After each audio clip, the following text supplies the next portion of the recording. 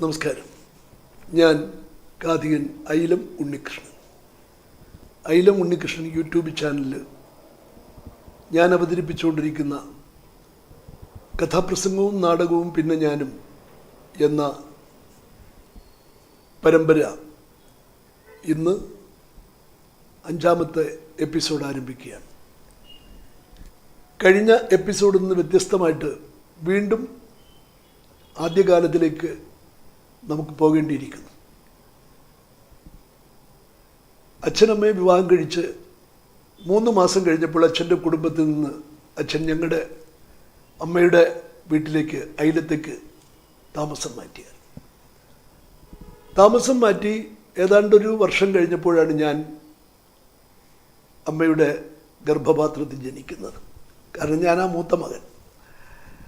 ഞാൻ അമ്മയുടെ ഗർഭപാത്രത്തിൽ ജനിച്ച് ഏതാണ്ട് മാസങ്ങൾ കഴിഞ്ഞപ്പോൾ അമ്മയ്ക്കൊരു വല്ലാത്ത വൈഷമ്യം. എപ്പോഴും ദുഃഖിച്ചിരിക്കുന്നത് കാണുമ്പോൾ അച്ഛനടുത്ത് വന്ന് ചോദിക്കാറുണ്ടായിരുന്നെന്ന്, എന്താ നീ വല്ലാതെ ദുഃഖിച്ചിരിക്കുന്നത്? അപ്പോൾ അമ്മ പറയും, എനിക്ക് ആൺകുഞ്ഞായിരിക്കുമോ പെൺകുഞ്ഞായിരിക്കുമോ എന്നുള്ളൊരു പേടിയാണ്. അതിനെന്താ, നിനക്കെന്താ ആൺകുഞ്ഞിനോടാണോ കൂടുതൽ താല്പര്യം? അതെ, എനിക്കിഷ്ടം ആൺകുഞ്ഞാണ്. അപ്പോൾ അതിനെന്താ, ആൺകുഞ്ഞായാലെന്ത് പെൺകുഞ്ഞായാലെന്ത്, നമ്മൾ രണ്ടുപേരായാലും വളർത്തിയല്ലേ പറ്റൂ. ഏത് കുട്ടിയായിരുന്നാലും നമ്മൾ 2 കൈ നീട്ടി സ്വീകരിക്കണം, ദൈവം തരുന്നതല്ലേ, അതിലൊന്നും വിഷമിക്കേണ്ട കാര്യമില്ല. അങ്ങനെ ഒരു നാടൻ ശൈലിയിൽ തന്നെ അച്ഛൻ പറഞ്ഞു. എന്നിട്ട് വിഷമിച്ചിരിക്കുന്ന അമ്മയുടെ അടുത്ത് നിന്ന് അച്ഛൻ പറഞ്ഞു, നോക്ക്, കന്നിയിൽ പിറന്നാലും കാർത്തിക നാളായാലും കണ്ണിനു കണ്ണായി തന്നെ ഞാൻ വളർത്തും, എൻ്റെ കണ്ണിനു കണ്ണായി തന്നെ ഞാൻ വളർത്തും.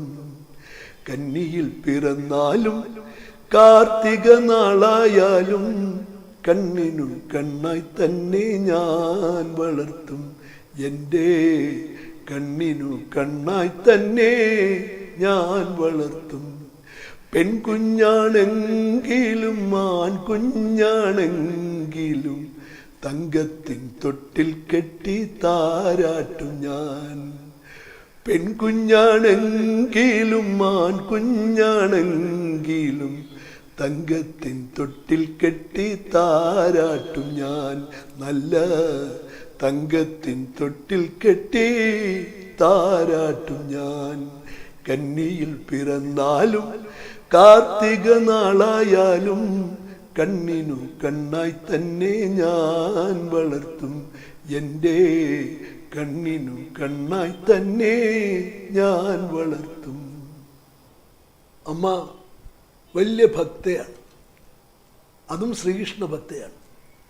എല്ലാ ദിവസവും വൈകുന്നേരം എനിക്ക് അറിവച്ച നാൾ തൊട്ട് നിരവധി ഭക്തിഗാനങ്ങൾ, ഭഗവാൻ ശ്രീകൃഷ്ണനെക്കുറിച്ചുള്ള ഭക്തിഗാനങ്ങൾ അമ്മ നിലവിളക്കിൻ്റെ മുമ്പിൽ ഇരുന്ന് പാടുന്നത് ഞാൻ കേട്ടിട്ടുണ്ട്. ഒത്തിരി ഗാനങ്ങൾ എനിക്ക് അറിവച്ചപ്പോൾ അമ്മ കൂടുതലും പാടിയിട്ടുള്ളത് പ്രസിദ്ധ പിന്നണി ഗായികയായിരുന്ന ശ്രീമതി പി ലീലാമ്മ പാടിയ ഒരു ഭക്തിഗാനമാണ്. കണി കാണും നേരം കമല നേത്രൻ്റെ നിറമേറും മഞ്ഞ തുകിൽ ചാർത്തി, കനകക്കിങ്കിണി വളകൾ മോതിരം അണിഞ്ഞു കാണേണം ഭഗവാനെ. കണി കാണും നേരം കമല നേത്രൻ്റെ നിറമേറും മഞ്ഞ തുകിൽ ചാർത്തി, കനകക്കിങ്കിണി വളകൾ മോതിരം അണിഞ്ഞു കാണേണം ഭഗവാനെ. നിലവിളക്കിൻ്റെ മുമ്പിൽ എല്ലാ ദിവസവും വൈകുന്നേരം ഇങ്ങനെ ഇരുന്ന് പാടുന്ന അമ്മയുടെ രൂപം ഇപ്പോഴും എൻ്റെ മനസ്സിലുണ്ട്. വലിയ ശ്രീകൃഷ്ണ ഭക്തിയായിരുന്നു. ഈ ഗാനം കൂടാതെ മറ്റൊരു ഗാനം കൂടി അമ്മ ഒത്തിരി കാലം പാടുമായിരുന്നു. ആ ഗാനം ഞാൻ തന്നെ പഠിപ്പിച്ചു കൊടുത്തതാണ്. കണ്ണനെക്കുറിച്ചുള്ള ഒരു മനോഹരമായ ഗാനം. അതിനുള്ള കാരണം, ഞാൻ 10ാം ക്ലാസ്സിൽ പഠിക്കുമ്പോൾ അച്ഛനോടൊപ്പം ചിറയൻകീഴ് SCVH സ്കൂളിലായിരുന്നു. അപ്പോൾ ദിവസവും പോയി വരുന്ന ബുദ്ധിമുട്ട് കൊണ്ട് അച്ഛൻ എന്നെ, അച്ഛൻ്റെ ഒരു ആത്മസുഹൃത്ത്, ആ സ്കൂളിൽ തന്നെ മറ്റൊരു അധ്യാപകൻ ഗോപാലകൃഷ്ണ സാർ, അദ്ദേഹത്തിൻ്റെ വീട്ടിൽ താമസിപ്പിച്ചു. ഞങ്ങളൊക്കെ അദ്ദേഹത്തെ ഹിന്ദി സാർ എന്നാണ് വിളിക്കുന്നത്. ഹിന്ദിയാണ് അദ്ദേഹം ഐച്ഛികമായി പഠിപ്പിക്കുന്നത്. എൻ്റെ ജീവിതത്തിലെ ഒരു നല്ല കാലമായിരുന്നു അത്. എന്നെ ഒരുപാട് സ്നേഹിച്ച സാറിൻ്റെ കുടുംബം, അങ്ങനെ ഞാനവിടെ പഠിക്കുമ്പോൾ സാറ് നന്നായി കവിത എഴുതുമായിരുന്നു. ആ വർഷം സാർ എഴുതിയ കവിതയ്ക്കായിരുന്നു ഒരു ഭക്തിഗാനം, ലളിതഗാനം. അതിനായിരുന്നു ഇന്ത്യൻ പ്രസിഡന്റ് അവാർഡ് ലഭിച്ചത്. ആ ഗാനം സംഗീതം നൽകിയതും പാടിയതും ചിറയൻകീഴ് സോമശേഖരൻ എന്ന് പറയുന്ന ആളായിരുന്നു. അപ്പം മറ്റൊരു പിന്നണി ഗായകൻ ചിറയൻകീഴ് മനോഹരൻ എല്ലാ ദിവസവും സാറിൻ്റെ സ്റ്റുഡൻ്റാണ്, വീട്ടിൽ വരും. അദ്ദേഹം ആ പാട്ട് നന്നായി പാടും. ഞാനെപ്പോഴും മനോഹരണ്ണ എന്ന് വിളിക്കുന്ന വ്യക്തിയായിരുന്നു. കഴിഞ്ഞ 2 വർഷത്തിന് മുമ്പ് ഈ ലോകത്തിനോട് യാത്ര പറഞ്ഞു. അങ്ങനെ മനോഹരണ്ണനാണ് ആ ഗാനം എന്നെ നന്നായി പാടി പഠിപ്പിച്ചത്. മനോഹരമായ ഒരു ഗാനമാണ്, എനിക്ക് വളരെ ഇഷ്ടമായ ഒരു ഗാനം, കണ്ണനെക്കുറിച്ചുള്ള ഒരു നല്ല ഗാനം. യമുനാ തീരേ പുല്ലാങ്കുഴലുമായി വരുമോ മേഘവർണ്ണ കണ്ണ, വരുമോ മേഘവർണ്ണ. യമുനാ തീരേ പുല്ലാങ്കുഴലുമായി വരുമോ മേഘവർണ്ണ കണ്ണ, വരുമോ മേഘവർണ്ണ. വൃന്ദാവനികയിൽ ഗോപികമാരുമായി കണ്ണാ കണ്ണ. വൃന്ദാവനികയിൽ ഗോപികമാരുമായി ഊഞ്ഞലിലാടി നീ കളിയാടിടുമ്പോൾ കണ്ണീർ കടവുമായി യമുനാ തീരെ കാത്തിരിക്കാം ഞാൻ ഗോപാല. കണ്ണീർ കടവുമായി യമുനാ തീരെ കാത്തിരിക്കാം ഞാൻ ഗോപാല. യമുനാ തീരെ പുല്ലാങ്കുഴലുമായി വരുമോ മേഘവർണ്ണ കണ്ണ, വരുമോ മേഘവർണ്ണ. ഈ ഗാനം ഞാൻ അമ്മയെ പഠിപ്പിച്ചു. ഒത്തിരി കാലം അമ്മ ആ ഭക്തിഗാനം പാടുമായിരുന്നു. വലിയ ശ്രീകൃഷ്ണ ഭക്തിയായിരുന്നു. അതുകൊണ്ട് തന്നെ ആകാം ഞാൻ ജനിച്ചപ്പോൾ എൻ്റെ പേരിടുന്ന കാര്യത്തിൽ വീട്ടിൽ വലിയ തർക്കമുണ്ടായി എന്നാണ് പറയുന്നത്. പലരും പല പേരുകളൊക്കെ നിർദ്ദേശിച്ചു. അമ്മ പറഞ്ഞു ഇല്ല, ഞാനൊരു പേര് മനസ്സിൽ കണ്ടിട്ടുണ്ടു. അച്ഛൻ ചോദിച്ചു എന്താ പേര്? അപ്പോൾ അമ്മ പറഞ്ഞു ഉണ്ണികൃഷ്ണൻ. എൻ്റെ കണ്ണനെ മറന്നുകൊണ്ടുള്ള ഒരു പേരും എൻ്റെ മനസ്സിലില്ല. അങ്ങനെയാണ് എനിക്ക് ആ പേരിട്ടത്, ഉണ്ണികൃഷ്ണൻ. ശരിയാണ്, എനിക്കും ഭഗവാൻ ശ്രീകൃഷ്ണനോട് വലിയ ഇഷ്ടമാണ്. ഏതാണ്ടൊക്കെ മിക്കവാറും ഉള്ള കാര്യങ്ങളൊക്കെ ഭഗവാനുമായിട്ട് എനിക്ക് ബന്ധമുള്ള കാര്യങ്ങളാണ്, ഒരു കാര്യം ഒഴിച്ച്. കാരണം ഭഗവാൻ ശ്രീകൃഷ്ണന് 16,008 ഭാര്യമാർ. എനിക്കെന്തായാലും ഭാഗ്യത്തിന് ഒന്നേ ഉള്ളൂ.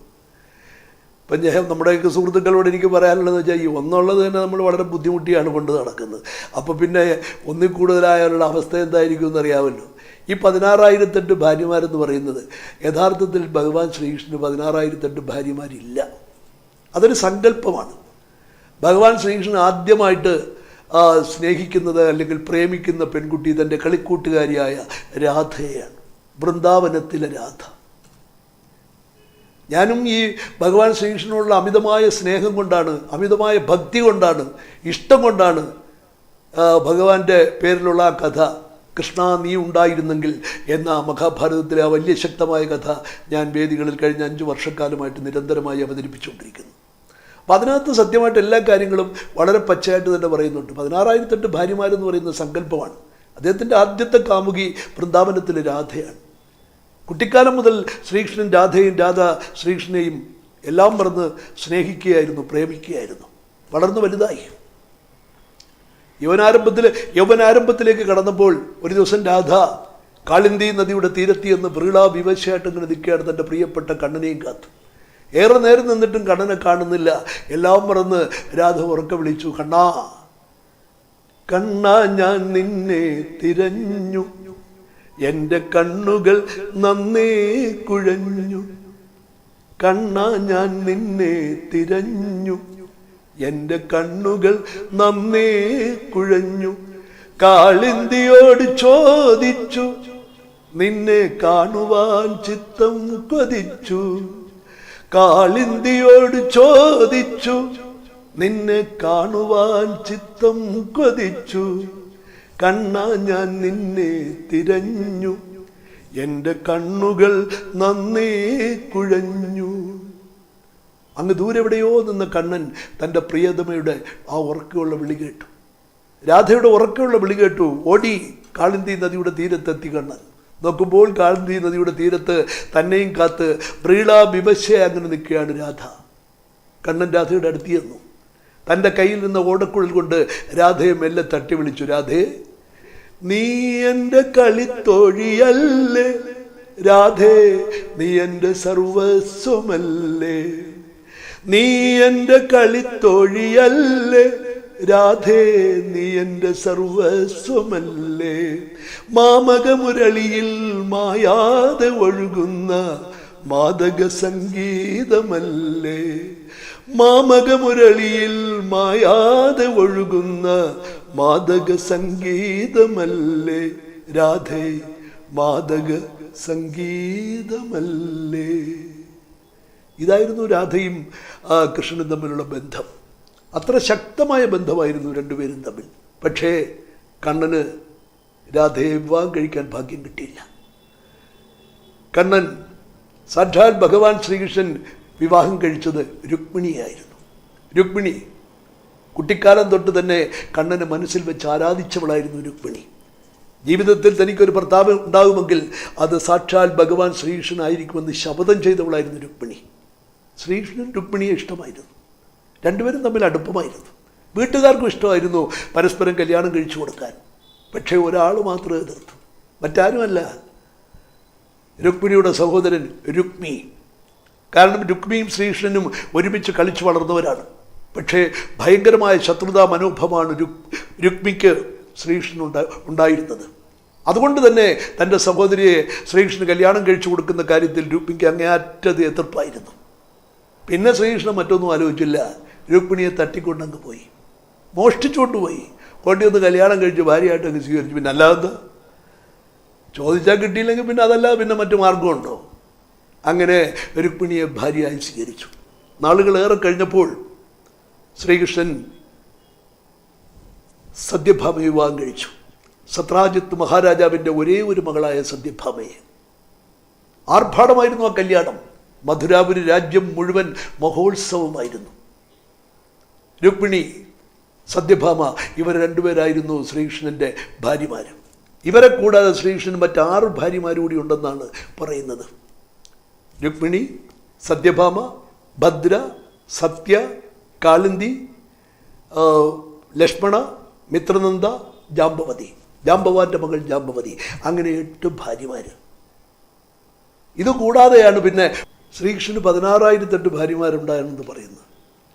പക്ഷേ എന്നാൽ അത് അസത്യമാണ്. ഈ 16,000 ഭാര്യമാർ സങ്കല്പമാണ്.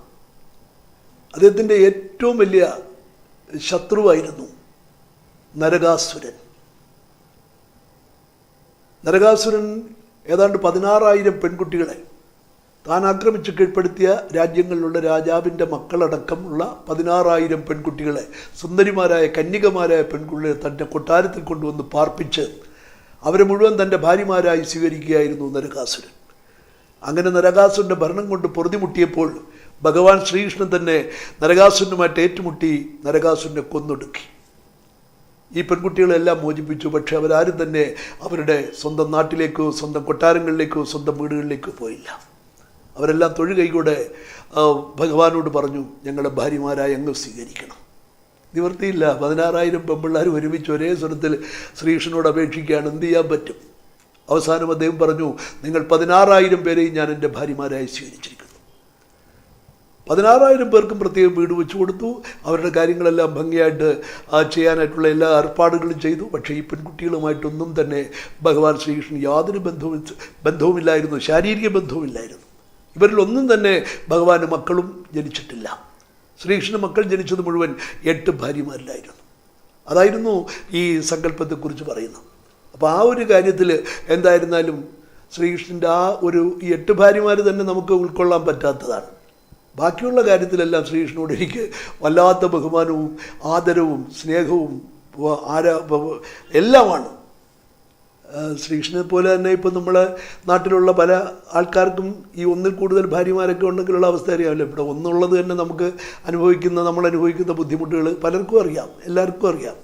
എങ്കിലും ഭാര്യമാർ വളരെ നമ്മളോട് കയർത്ത് സംസാരിക്കുമ്പോൾ നമ്മൾ പലപ്പോഴും വിശേഷിച്ചും കലാകാരന്മാരൊക്കെ ആകുമ്പോൾ ഒരുപാട് ഇരട്ടിയും ഒരുപാട് താമസിച്ചും പലപ്പോഴും തന്നെ വീട്ടിലെത്താൻ കഴിയാത്ത അവസ്ഥയൊക്കെയാണ്. അപ്പോൾ വരുമ്പോൾ മുഖമൊക്കെ വീർപ്പിച്ച് നിൽക്കുമ്പോൾ പല ഭർത്താക്കന്മാരും ഭാര്യമാരെയൊക്കെ ഒന്ന് സാന്ത്വനപ്പെടുത്താനായിട്ട് വളരെ ശ്രമിക്കും. കാരണം അവരെ കുറ്റപ്പെടുത്തിയിട്ട് കാര്യമില്ല. ഭർത്താവ് ചിലപ്പോൾ പോയാൽ നാടകക്കാരനാണെങ്കിൽ ചിലപ്പോൾ 2 ആഴ്ച കഴിയും വീട്ടിൽ എത്താൻ. റിഹേഴ്സൽ നടക്കുകയാണെങ്കിൽ ചിലപ്പോൾ 1 മാസം കഴിഞ്ഞെന്നിരിക്കും. അപ്പോൾ വീട്ടിൽ മക്കളുടെ കാര്യവും കുടുംബത്തിൻ്റെ കാര്യവും ഒക്കെ തന്നെ ഈ ഗ്രഹനായികയായ ഈ പെൺകുട്ടി തന്നെ നോക്കണം. അപ്പോൾ അങ്ങനെ കയറി വരുമ്പോൾ ചിലപ്പോൾ മദ്യപിച്ചിട്ടൊക്കെ വരുന്ന ഭർത്താക്കന്മാരാണെങ്കിൽ തീർച്ചയായിട്ടും വീട്ടിൽ ആ പ്രശ്നങ്ങളുണ്ടാവും. അത് തെറ്റല്ല. പിന്നെ ബുദ്ധിയുള്ള ഭർത്താക്കന്മാരൊക്കെ ഭാര്യമാരെ അടുക്കി ചെന്ന് സോപ്പിട്ടിട്ട് വളരെ കാര്യമായിട്ടൊക്കെ പറയും. എന്താണ് പറയുന്നത്? വേറൊന്നുമല്ല, പൂമുഖവാതുക്കൽ സ്നേഹം വിടർത്തുന്ന പൂന്തിങ്കളാകുന്നു ഭാര്യ. പൂമുഖവാതുക്കൽ സ്നേഹം വിടർത്തുന്ന പൂന്തിങ്കളാകുന്നു ഭാര്യ. ദുഃഖത്തിൻ മുള്ളുകൾ പൂവിരൽ തുമ്പിനാൽ പുഷ്പങ്ങളാക്കുന്നു ഭാര്യ. ദുഃഖത്തിൻ മുള്ളുകൾ പൂവിരൽ തുമ്പിനാൽ പുഷ്പങ്ങളാക്കുന്നു ഭാര്യ. പൂമുഖവാതുക്കൽ സ്നേഹം വിടർത്തുന്ന പൂന്തിങ്കളാകുന്നു ഭാര്യ. ദുഃഖത്തിൻ മുള്ളുകൾ പൂവിരൽ തുമ്പിനാൽ പുഷ്പങ്ങളാക്കുന്നു ഭാര്യ. ഇത് കേട്ട് കഴിയുമ്പോൾ മിക്കവാറും ഒക്കെ ഉള്ള ഭാര്യമാർക്ക് പിന്നെ യാതൊരു വിഷമവുമില്ല. കാരണം ഭർത്താവ് തന്നെ ജീവനക്കാരെ സ്നേഹിക്കുകയാണല്ലോ. മാത്രമല്ല ഇപ്പോഴത്തെ കാലം എന്ന് പറയുന്നത് അതാണ്. ബുദ്ധിയുള്ള ഭർത്താക്കന്മാരൊക്കെ അങ്ങനെയാണ്. ഭാര്യമാരെയൊക്കെ ഒരിക്കലും പിണക്കാൻ പാടില്ല. അവരുമായിട്ടുള്ള പിണക്കം ഒരിക്കലും ഉണ്ടാവരുത്. കുടുംബ ഭദ്രതയ്ക്ക് അത് ഏറ്റവും നല്ലതാണ്. പിന്നെ ഇപ്പോഴത്തെ കാലത്ത് ഏറ്റവും വലിയ ഒരു പ്രത്യേകത എന്ന് പറയുന്നത് അത് ഗവൺമെൻറ് ഉദ്യോഗസ്ഥനായാലും മറ്റേ വ്യവസായികളായാലും കച്ചവടം നടത്തുന്നവരായാലും കലാകാരന്മാരായാലും വീട്ടിൽ വന്ന് കയറുമ്പോൾ ഭാര്യമാർ ഈ സീരിയലിൻ്റെ മുമ്പിലാണ്. 4 മണി തൊട്ട് രാത്രി 10 മണി വരെ അവർ ഒരു കാര്യത്തിനും വിളിക്കാൻ പാടില്ല. ഓഫീസിൽ നിന്ന് ഭർത്താവ് വന്ന് വീട്ടിൽ വന്ന് കയറിയിട്ട് ചായ ചോദിക്കുമ്പോൾ പറയും മേശപ്പുറത്തിരിപ്പുണ്ട്, അവിടെ അടച്ചു വെച്ചിട്ടുണ്ട്. ഭർത്താവ് ചെന്ന് അതെടുക്കുക, കുടിക്കുക, മറ്റു മാർഗ്ഗമൊന്നുമില്ല. രാത്രി 8 മണിയാകുമ്പോൾ എന്തെങ്കിലും ഭക്ഷണം കഴിക്കണമെങ്കിൽ ചോദിക്കുമ്പോൾ പറയും എല്ലാം ഞാൻ റെഡിയാക്കി വെച്ചിട്ടുണ്ട്, ചെന്നെടുത്ത് കഴിച്ചുകൊണ്ടാൽ മതി. അത് കുറ്റപ്പെടുത്തിയിട്ട് കാര്യമില്ല. അവർക്കും എന്തെങ്കിലും ഒരു മോചനം വേണമല്ലോ. അപ്പോൾ അങ്ങനെയൊക്കെ ഭർത്താക്കന്മാർ ചിലപ്പോൾ ചൂടായി അവരുമായിട്ട് പിണങ്ങി എന്തെങ്കിലും അടിയും ബഹളമൊക്കെ ആയിക്കഴിഞ്ഞാൽ ഭാര്യമാരെ സോപ്പിടാൻ വേണ്ടി ഭർത്താക്കന്മാർ എന്നിട്ട് വളരെ കാര്യമായിട്ട് അടുത്തിരുന്നിട്ട് പറയും, പൊട്ടിക്കരഞ്ഞുകൊണ്ടോ മനെ ഞാൻ എൻ്റെ കുറ്റങ്ങൾ സമ്മതിക്കാം. പൊട്ടിക്കരഞ്ഞുകൊണ്ടോ മനെ ഞാൻ എൻ്റെ കുറ്റങ്ങൾ സമ്മതിക്കാം. മനസ്സിനെ താമരയാക്കിയ ലക്ഷ്മി മാപ്പ് തരൂ, എനിക്കു നീ മാപ്പ് തരൂ.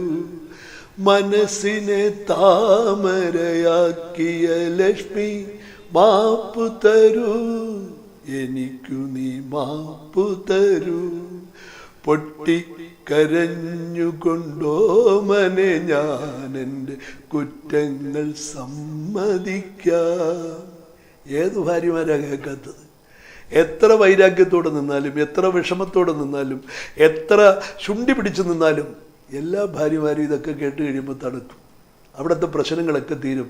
സന്തോഷത്തോടെ ആ ജീവിതം മുന്നോട്ട് കൊണ്ടുപോകാൻ കഴിയും. പക്ഷേ ഇപ്പോഴത്തെ തലമുറയിലോ എന്തൊക്കെയാണ് നമ്മൾ ഓരോ ദിവസവും കേൾക്കുന്നത്?